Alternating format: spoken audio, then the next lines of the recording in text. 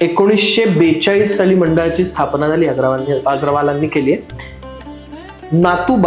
नातू म्हणजे पेशव्यांकडचे जे सरदार होते त्यातले हे नातू, यांची बाग होती. लोकमान्य टिळकांनी ज्यावेळेस ठरवलं की आपण आता गणेशोत्सवाचं सार्वजनिक स्वरूपात आणायचा, त्यास हे सर्व आधीची मंडळ तर पुढे गेलीच होती.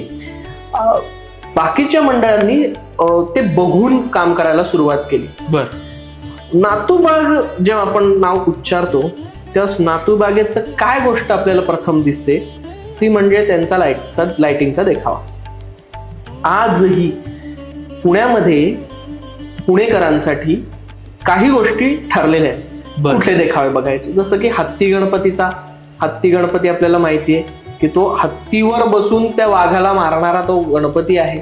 हत्ती गणपतीचा देखावा बघायचा, राजाराम मित्र मंडळाला जायचं. तसंच कायम कंपल्सरी जी लिस्ट आहे त्यातलं काय म्हणूयात पहिल्या 5 जे नाव असतं ते म्हणजे नातूबाग. नातूबाग असं एकमेव काय म्हणत मंडळ आहे की ज्यांनी पहिला लाइटिंगचा देखावा सुरू केलाय बर पुण्यामध्ये.